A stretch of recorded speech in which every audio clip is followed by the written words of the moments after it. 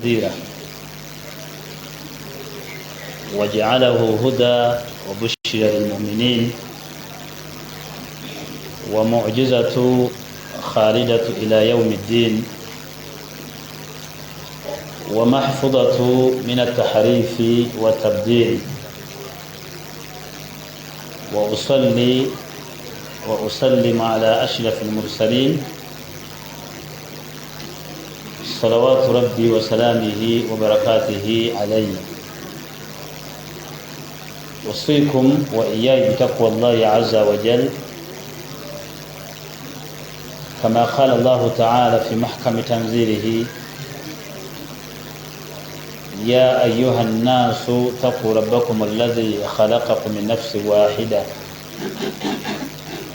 وخلق منها زوجها وبث منهما رجالا كثيرا ونساء واتقوا الله الذي تساءلون به والأرحام إن الله كان عليكم رقيبا. byoyina okwegendereza ennyo n'obisaako amaaso. Sooka okunoonyayo akalimu konna akalungi kosobola okukola buli lunaku n'okwongera ku mirimu gyo. Ekyo kyosinga omufu kubanga omufu tekyakola. Ekyokubiri, okujjukira ennyo amazambi gozzenga okola n'osaba nnyo Allah subhanahu wa ta'ala akusonyiwa aleme kwokya. Naye enkizo ogiina ogisinga omufu kubanga omufu tayogera.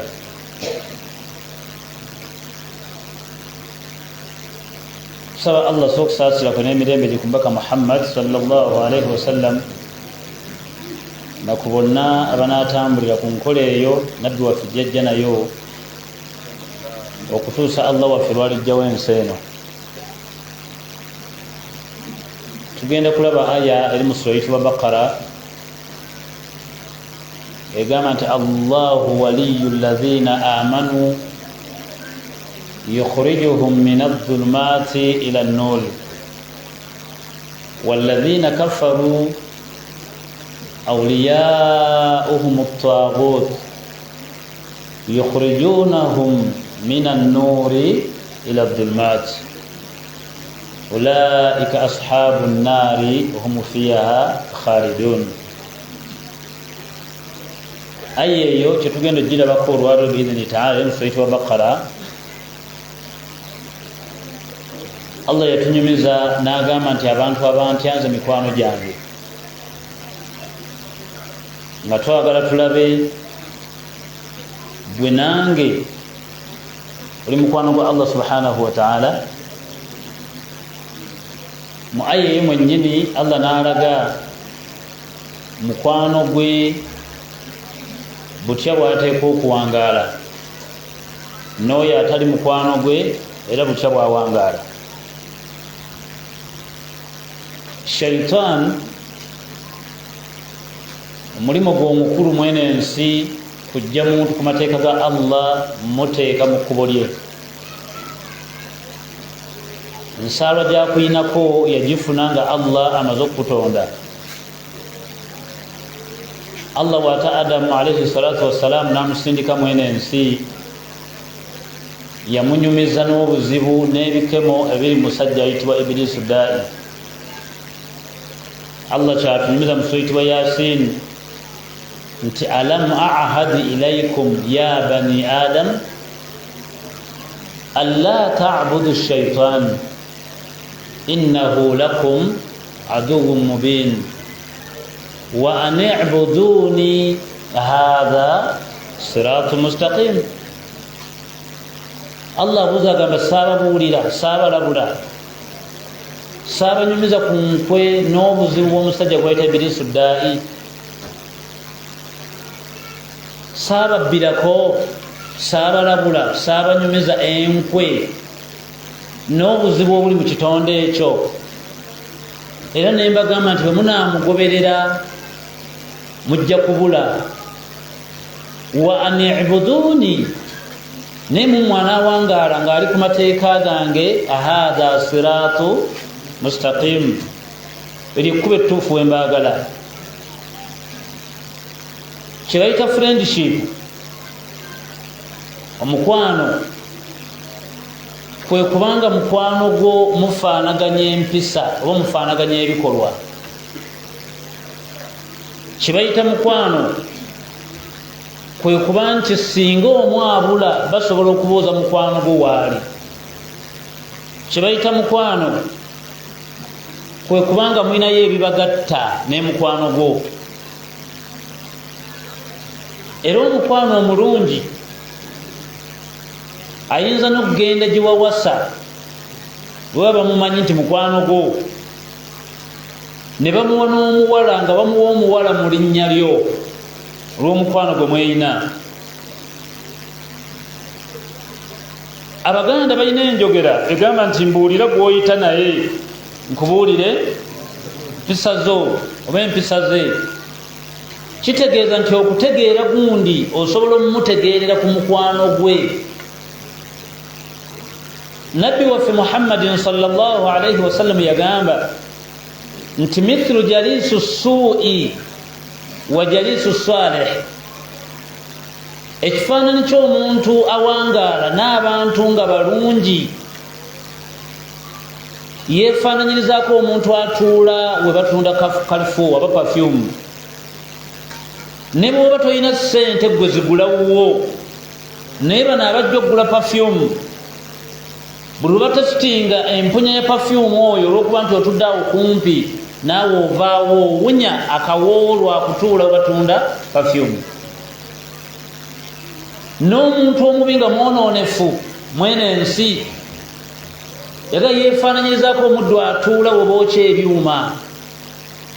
Bwe baba tebookyezza ngoye zo ovaawo owunya olusu olw'ebyuma ebiva mu byuma byabo. Kati omuntu nga mulungi mukwano gwe bafaanagana, osobola okukola mukwano gwe omulimu gwakola.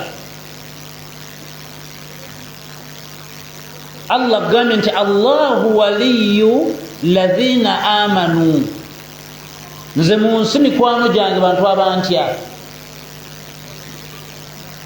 Olwaliro weewandiise mikwano gya Allah, oba olwaliro ove wano ng'okitegedde nti tuli mukwano gwa Allah. Mikwano gya Allah balina emirimu gye bakola, n'osomako mu Qur'ani n'okukkiriza nti oli mukwano gwa Allah, n'oyo nga mulabe wa Allah, era olina ky'osoma mu Qur'ani ne mu hadisi za Nabbi n'omanya nti oli si mukwano gwa Allah. Ab'ebitiibwa omuntu okutuula awantu wonna nga waliwo omwenge ne bw'oba tonywedde, naye okutuula obutuuzi awantu nga waliwo omwenge oba toli mukwano gwa Allah, kubanga Allah mukwano gwo tayagala kubeera wali mwenge. Kati noonya mukwano gwoyo by'atayagala bikole. Naye tulabye okwesisiwala ng'oli wako otudde ne baleeta omukulu w'ettwale ne balaga imaamu nga balina bwe bali ku mbaga n'amajjubba nga kuleeteze omwenge ziri mu maaso gaabwe. Amuliraanye bamutaddemu ekibokisi ky'amazzi, amuliraanye waliwo ebisujju, naye nga baleese emyenge kasolaga kuleeta eziri mu nnya. Mukulu w'ettwale azituddemu bw'ati ali mu azikaali. Embaga neetambula ng'owa kamera bw'atambuza akulaga mukulu wa ttwale na mwenge, si yaguguze era tagenda kugunywa. Wabula bano okujooga kwabwe n'okusoomooza bamuwadde entebe n'ejjubba ye ali ku mwanjo, ate waatuddewo batadde ebirabo ng'omwenge gumuli mu maaso. Bw'obanga omulabye kikakase nti ky'okoze kikyamu. Allah tasobola kutuula wali mwenge, kati naawe mukwano gwe takwagala waawe. Allah tayagala bwamalaaya, era bw'olabanga oguddewo omulyango ogwo oba toli mukwano gwe, agoba mikwano gye. Akugambye nti Allahu waliyu ladhina amanu, nze mikwano gyange bwe abantu abakola byenjagala. Kajjayo onoonye empangaala yonna ebintu by'okola Allah musanyufu nabyo. Obwamalaaya olwaliro obukutte ejjembe mu nsi yonna nga ne gavumenti yaffe eyambako okukubira obwamalaaya akalango. Temwawuliddeko ebyabadde ejjinja enyegenyege, babadde bazze kunywa mazzi. Ensi yonna ekuŋŋaane, buli disitulikiti esindike bammemba bajje babeerewo ng'abajulizi ng'ebisiyaga babisomesa. Abaddu bali bwereere nga bwe baazaalibwa. Nammwe abatudde wano abeefuula nti mwambadde enkofiira, mulimu abaabaddeyo.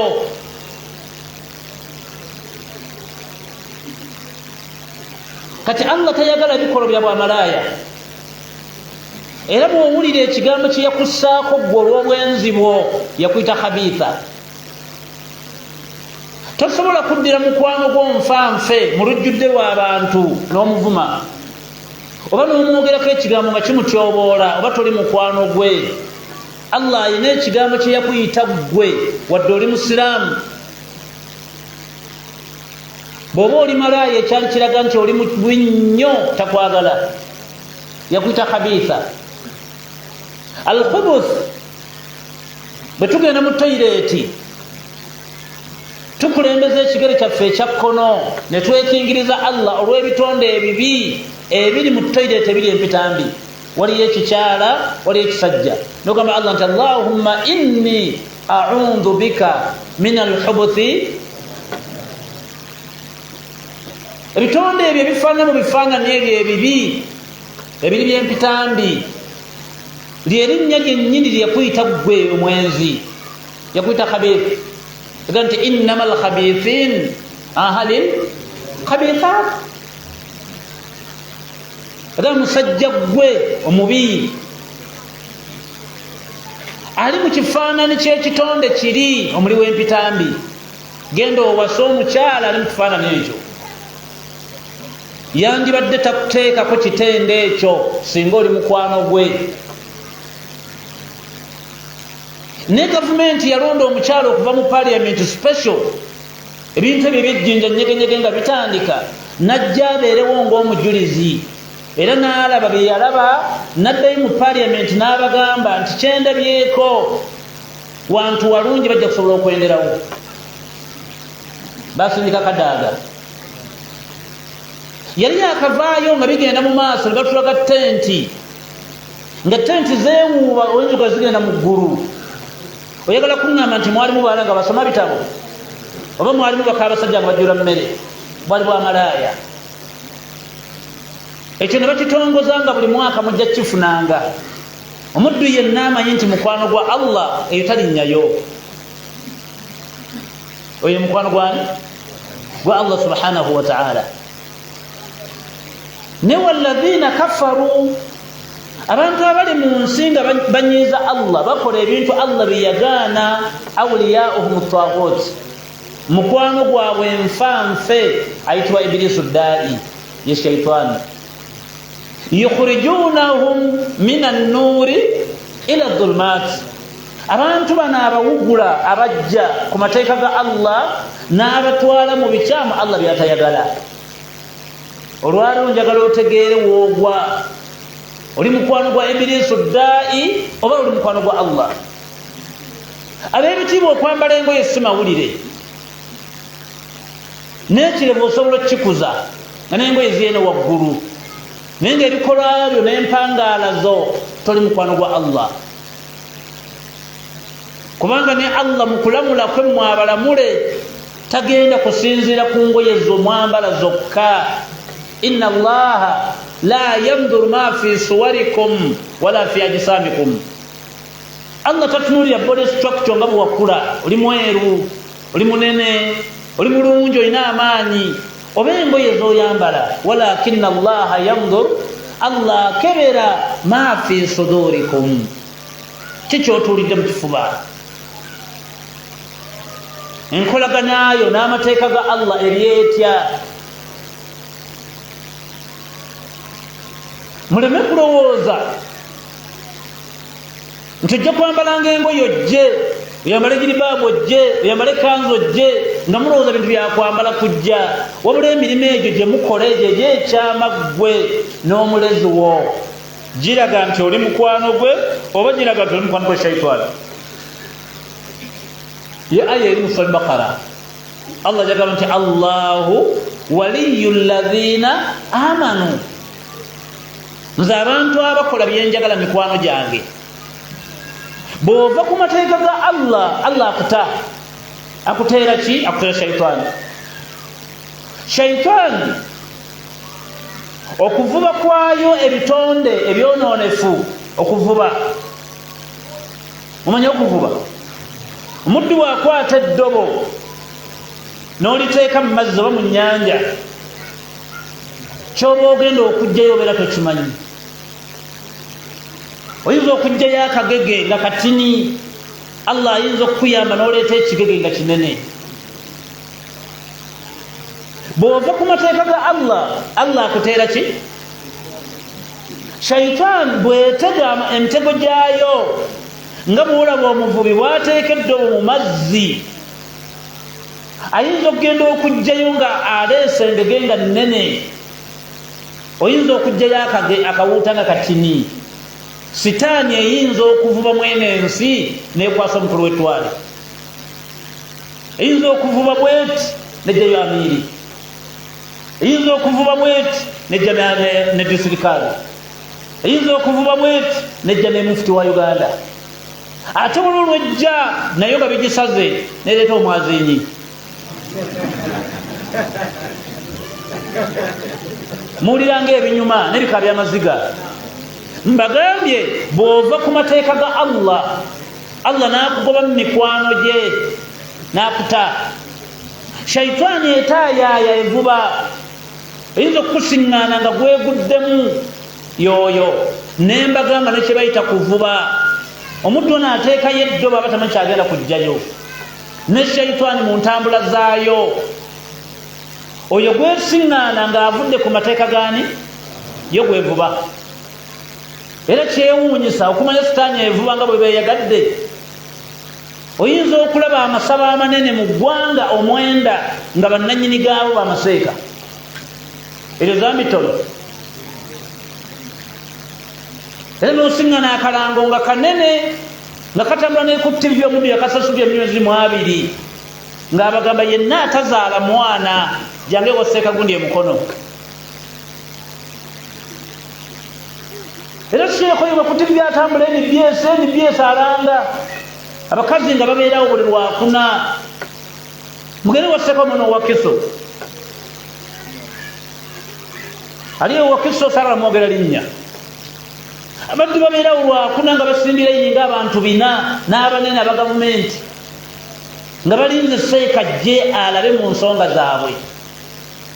Gwe buzibu ki? Seeka ati nyina abaana 4 sinawo mulenzi n'omu. Gwate buzibu ki? Nakufungula abasajja 5 sizaala. Gwe buzibu ki? Seeka edduuka lyayidde. Gwate buzibu ki? Sheekh n'amala essaawa nnamba ng'ayita bizibu by'abantu. Allah yatunyumiza mu sura eyitibwa Shura, yagamba lillahi ma fi samawati wa ma fil ardi, ebiri mu ggulu n'ebiri mu nsi abinako obuyinza ye Allah subhanahu wa ta'ala. Yakhluqu ma yasha,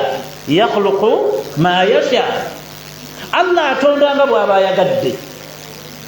Yahabu liman yashau inatha, waliwo famire Allah mwateeka ebirabo oba abaana omwo ng'ayagalamu bawala bokka. Wa yahabu liman yashau dhukur, waliwo famire mwateeka abalenzi omwo nga tayagalamu muwala n'omu. Yagamba nti aw yuzawijuhum dhukurana wa inatha, waliwo famire bentabikira nga bwe muwa abawala muteeramu abati. Yagamba nti wayaj'al liman yashau aqima, nyina gwendeka mu nsi nga talizaala paka lwalifa naye mugumba. Ekyo bw'okisomanga gwategeera Allah nti mukwano gwaggambye nti ayina baawa abalenzi bokka, ogenda n'ekyo. Bw'osoma nga gambye nti alina baawa abawala bokka, ogenda n'ekyo. Bw'akugamba nti alina baatabikira, ogenda n'ekyo. Bw'akuleka mu nsi nga takuwadde era tobuuza. Naye seeka okuvaayo n'omatiza ensi ng'olina edduwa z'obawa nga ziraga nti gwe osobola okusomera omuntu azaala abawala n'afuna abaki, oba omaze okukakasa ensi nti gwe otegeera okusinga Allah. ebyalema oli gwokola ki kwe kuvaayo bataase eyabatonda abalemeddwa oba mubi kyaga nti Allahu waliyu alladhina amanu abo abangoberera abakola byenjagala mikwano gyange katokyewuunya kubanga sitaani bwe yavuba oyo temulimu nolabira ddala omukyala nga mukyala mutya Allah ayambala jiribaabu era asaala bali mu ddarasa muba naye naye ogenda okulira ebikolwa bye neneekwata ye bintu byakola bbaawe bw'obiwulira n'omanyira ddala nti omuddu gw'alina si musiraamu era si mukwano gwa Allah. Mukyala ayinza okukuvuma nakukola bw'ati naye nga atayambala jiribaabu. Mugenda n'okunoonyereza ng'omukyala oyo alina emizeejo amiira w'abakyala. Eka lwaki amiira toluvaamu n'ogenda mu kyaki? Lwaki oswaza obusiraamu? Temulimu nga babavuma? Nugaseeka tusirikira wano. Mukyala najja mu lujjudde lw'abantu olina ky'oyogera nga yawumba ebimwa. N'otunula bw'oti n'abamu babavumyeko ng'oli waka watuuse dde omukyala najja essaawa 4 n'abuuza abantu nti embwa yazze. Kati walladhiina kafaru abantu abali mu nsi nga boonoonefu awliyaahum at-taaghut si mikwano gyange. Mikwano gyange lwana nnyo otegeere wawoogwa bwe nfiira wano ndi mukwano gwa shayitaani oba ndi mukwano gwani gwa Allah subhanahu wa ta'ala. Omuwandiisi omu w'ekitabo ayitibwa Hamdan al-Khisr kiriko omutwe ogugamba nti al-irshaadu ila sahili itiqaadi. Waliwo n'ekitabo ekiyitibwa al-iman wal hayaatu kya Dr. Yusuf al-Qaradawi naye yaleeta omutwe ogwo yagamba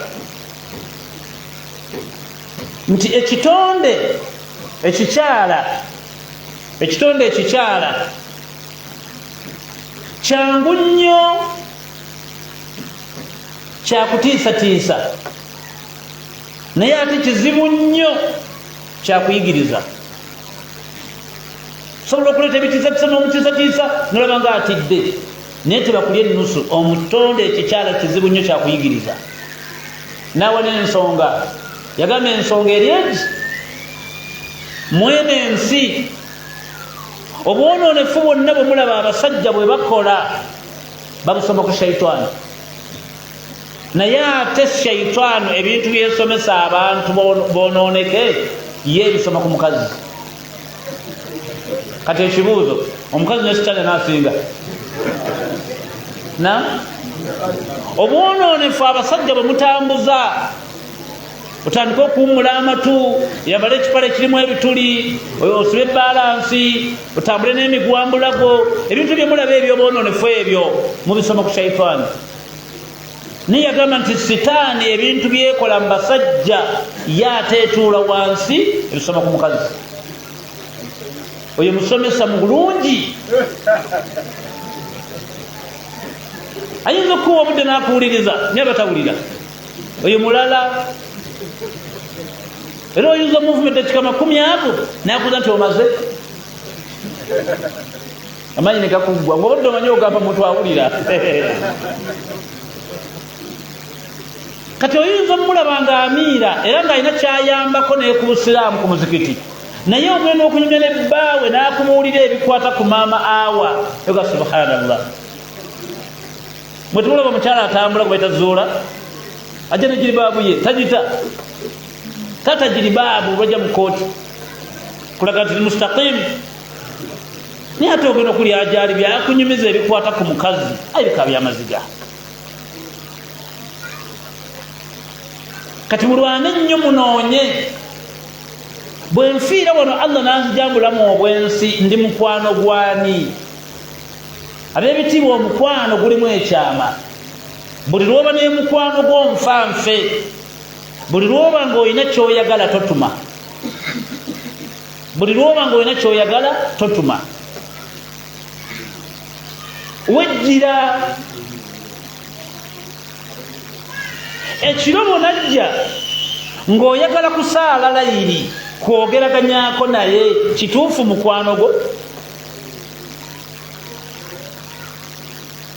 kubanga muzimu ku nsonga ezireetera omuntu okubanga ayanukibwa mwango wa Allah subhanahu wa ta'ala kwe kubanga waggulawo enkolagana ennungi ne Allah yakuba ensookera ddala era mujjukira bulungi hadisi y'omubaka Muhammadin sallallahu alaihi wasallam bwe yali atunyumiza omuvubuka omu yagamba munnammwe yatambula olugendo ayina bwe yatuuka enjala n'emuluma ash'atha aghbara n'atandika okusiiwuuka olw'obukoowu bw'olugendo n'ajanguka enviiri ng'alabika bubi kwe kuwanika emikono ng'alina byagamba Allah nabbi yagamba nti alla yastajaba la Allah atandika ekyokumwanukula wa mat'amahu haram wa malabisahu haram wa ghudhiya bil haram engoyi zayambadde nzibe ebyokulya byalya haramu ebyokunywa byonywa haramu wa ghudhiya eyo bode gyemulaba okunyirira olabika bulungi avuga emmotoka byonna bya haramu yaga nti alla yastajaba la Allah mwanukula atandikirewa njagala oddeyo weebuuze toli mwana muto oli musajja mukulu naye omuwala gwoyina wamujja mu makasi masiraamu era mukyalawo tasaala naye gyova n'ekirevu kyo n'engoye ziri waggulu n'osaala esswala 5 mu jamaa noddayo eka ng'akufumbira emmere si muki era gw'osuubira Allah kuwaaki okwata omwana waasoma omutwale mu ssomero tasobola okusomesa ddiini gwe kennyini osaala esswala zo n'olya n'emmere ng'ogamba bisimillah laba oddira omwana wo wa P1 n'omuteeka mu kkuba erika by'amaziga omwana asaba essaala nga nawe owulira ayi yesu emmere ya leero nsaba embeerere ya ddembe embeerere ya ddembe ku linnya lya paatiri n'erya mwana n'erya mwoyo mutuukirivu amiina azaala abaana omutabuliiti oli mu ntebe otudde oli mukwano gwa Allah tosomanga ku aya egamba nti ya ayuha alladhina amanu qu anfusakum wa ahlikum naara baddumu abakkiriza mutiise emyoyo gyammwe omuliro bw'omala yambako abantu bo ahli mwalimu abaana temulimu abaana bali mu St. Mary abaana bali mu St. Muzeeyi abaana mu St. Mugwani naye nga gwe yagamba nti ashhadu an la ilaha illa Allah gw'olaga nti oli ku busaamu ne kanzu nkendeeze niye omwana ali mu St. Wambwa olina ensonyi omukyala akwatibwa Allah ensonyi ku lulwe weebuuze nti awantu wano wenkola ku mudaala singa banzijja wano nga nfudde Allah ngenda mugamba ki oyambadde akapale kakutte osibyeko akaleesu naye oli awo buli muntu yenna kukwatirira nga bw'ayagala ejo ova ku jjuma oba mu ddalasa ng'eno yambala jiribaabu nojja okutuula oli mukwano gwa Allah walladhina kafaru abantu abali mu nsi nga banyiiza Allah awliyauhum at-taghut mikwano gyabwe sitaani yukhrijunahum min an-nuuri babajja mu kkubo ly'embaagala ila dhulumaat bababuza oyinza obutenda era nga toyingidde mu loogi wadde n'ekikweyambulira muntu naye ng'ate obuufu bwonna obulago obwamalaya buli ku ggwe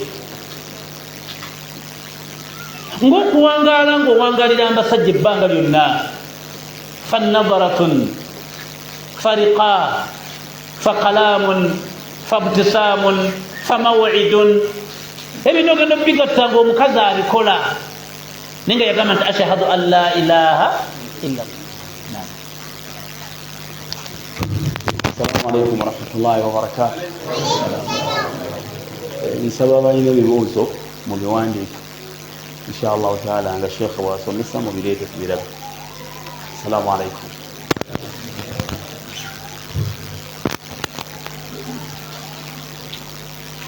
Enkolagana eyo gy'olina okunoonya gwe kennyini ku lulwo gyenoonyeze, weebuuze nti empangaala yange eri etya ne Allah subhanahu wa ta'ala. Muvubuka omu ayogerwako mu hadisi ya Suhaibu, mbaka ng'atunyumiza, nabbi agamba nti kaana malikun fi man kaana qablakum, waliyo kabaka, Allah amunyumiza nabbi, kabaka oyo yaliwo nga nammwe temunnabaawo, agamba bannabbi nga mwe temunnabaawo, agamba bannabbi bali Muhammadin sallallahu alaihi wasallam. Kati Allah amugamba nti Muhammadi nga nawe tonnabaawo, waliyo kabaka eyo emabega. Sitole ya kabaka eyo mpanvu sije njagala, nenya kutuukira ku mulamwa. Omwana oyo ayogerwako okulaga omukwano gwe n'embeera ze eri Allah subhanahu wa ta'ala, bwe waagwawo embeera yonna. Kubanga hadisi egamba nti fadafa'ahu ila nafrin, kabaka yatuuka okutumyayo ejje. Nafrin bagita troops mu luzungu, ejje erimu, naga mukwate omwana ono mugende naye kasozi bwekati nebwekati. Bwe mutuuka kasozi eyo waggulu, omwana ono bwakkiriza okudda mu ddiini yaffe ey'abajjajja mumutege. Nefa in aba, bwe mutuukayo omwana agozaako ng'alemerako agamba nti yamanyi Katonda gwaliko, omwana oyo musuule. Uli ekigambo kye yagamba, yagamba nti Allahumma, ayi Allah nanyini ggulu, ikfinihim bima shi'ta,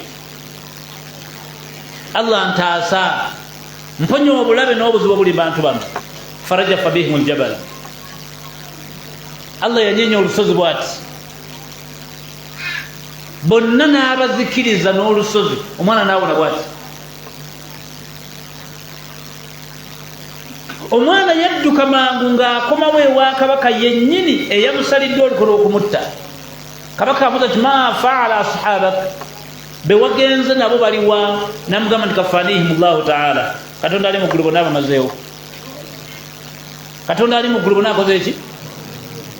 Obunywevu obwo omwana bwe yayina mwoli Allah subhanahu wa ta'ala, Allah yavaayo n'alwanirira mukwano gwe mu ssaawa ey'obuzibu. Okubonaabona n'akanyigo ke tuyitamu abamu, lwakuba nti bye tulabika si bye tubeera mu kyama. Okubonaabona n'akanyigo abantu abasinga kwe balimu, bye tulabika mu lujjudde si bye tuli mu kyama. Mumwagala kuŋŋamba nti abantu abafa ku makubo battibwa mbwa.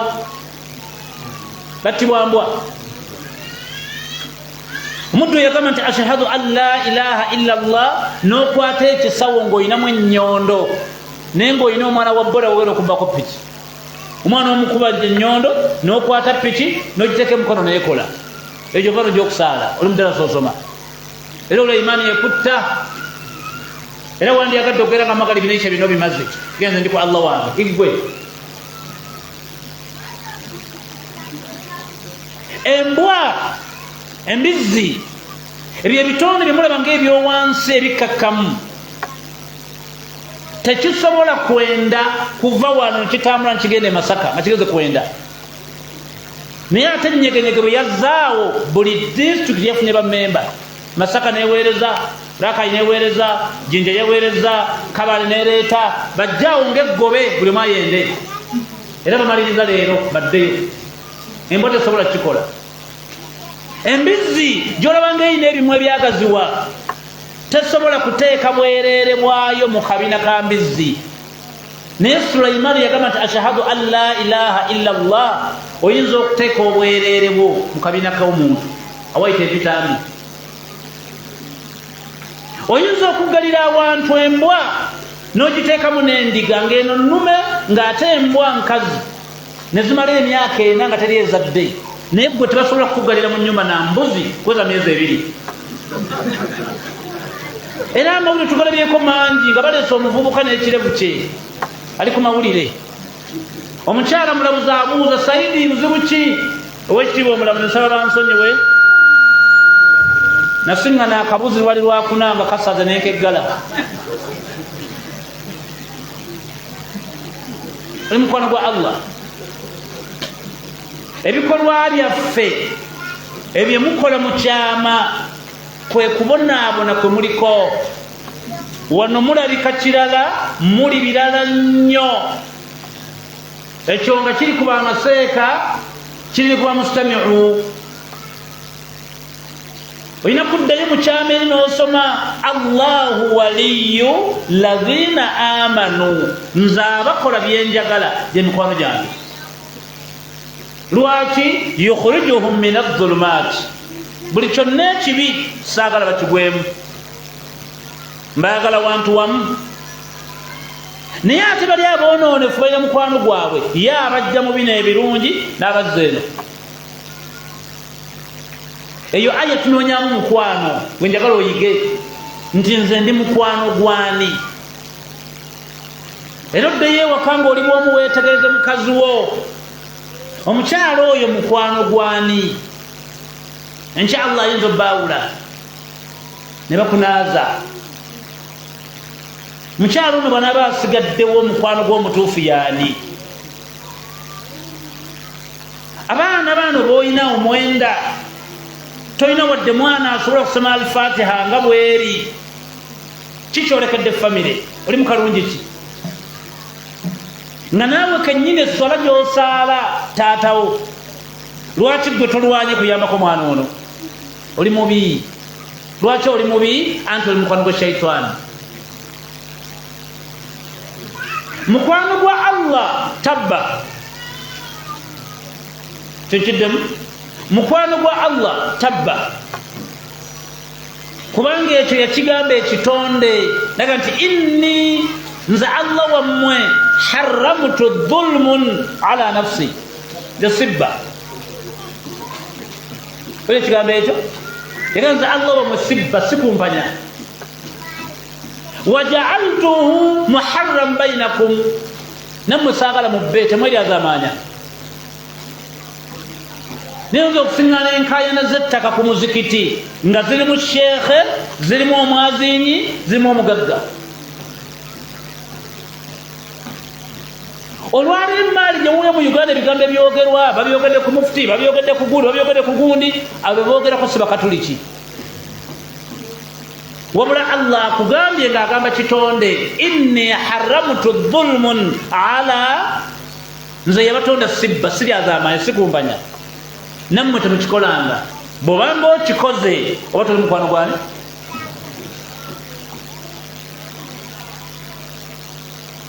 Allah subhanahu wa ta'ala byonna byeyeeya mu kukolera ggwe ekitonde abikola kati ate ggwe bye yakulagira okukola wagaana mu bwonoonefu bwo n'empangaalayo ayina ebintu nga yabyeyama nga takyusa oba obbye oba okozewo shiriku oba oli mwononefu mu mbeera yonna gwe gaba ogitegeera Allah ayina byatasobola kukuggyako oyo muwe ekitiibwa bina bikulekera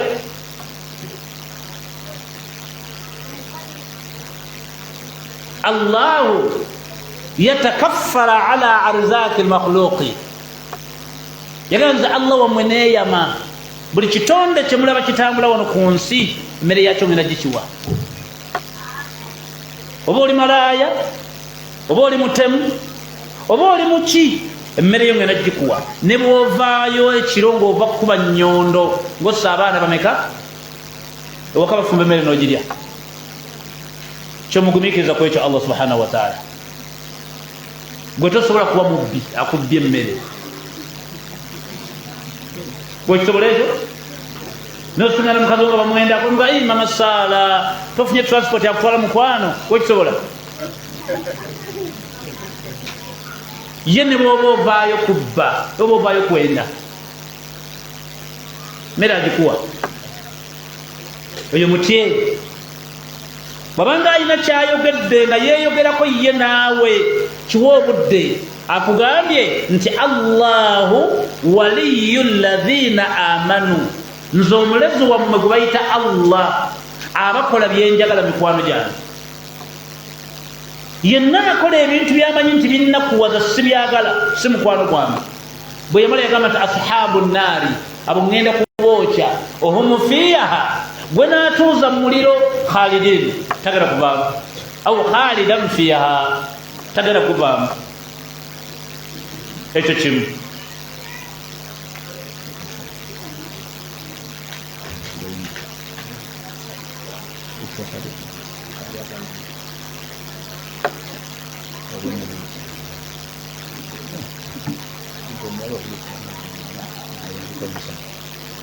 Ekyokubiri, Allahu yatawaffa al-anfusa, Allahu yatawaffa al-anfusa hina mautiha.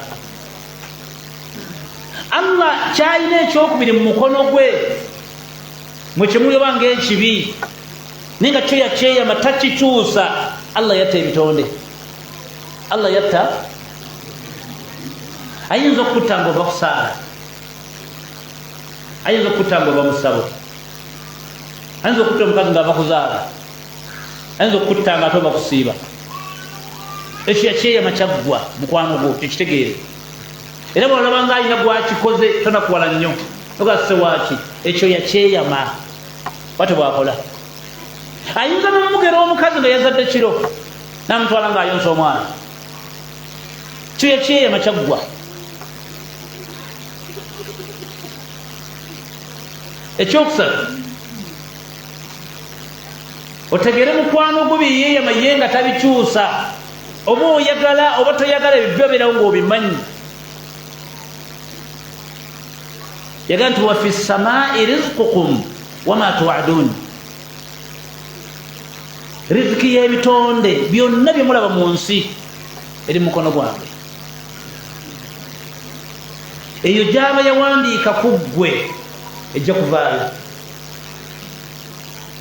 kubanga ekyo yakyeyama kyaggwa kike. Olw'okuba nti obudde buweddeyo, kamalirize ne aya eno gisange mu sura eyitibwa Fussilat aya 41. Yali ekomeka otegeere oyo gwe nkugambye mukwano gwo wa waali na biki byakwetegese. Egamba etya: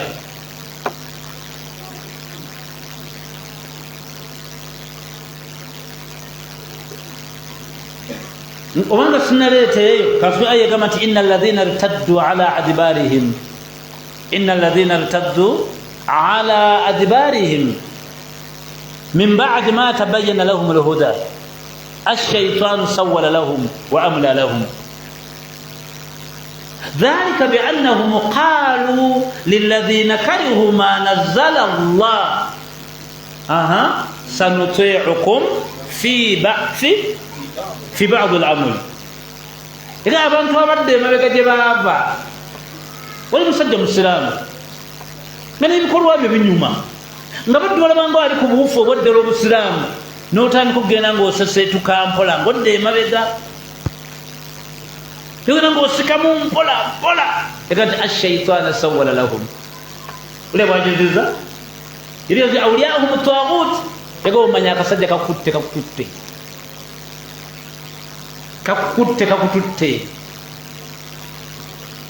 kagenda kutandika okukuwundira ebintu byenensi. Olaba otuwala otuyimiridde ng'akaana ebbeere lugira kwalya sikaati gundi ki bulawuzi, olaba amafiga, olaba amahipusi, nga bw'okwata emmotoka ye $2,000,000 akantu ako ke kasaana okutuula mu mmotoka eyo. Si kyekyokka, amateeka gange gano bw'obeera mu banneeyo nga munyumya abazannyira mu busiraamu abatali basiraamu, ng'obagamba sanutiikum fi ba'd al-amri, nze ndya bulamu senyigiriza zize kulya kulamu ku nyegenyege n'akantu kwako era nayenze Allah wammwe ebihe byamambi terese era mbakuumye kati esembayo ayiri musajja wa Fussilat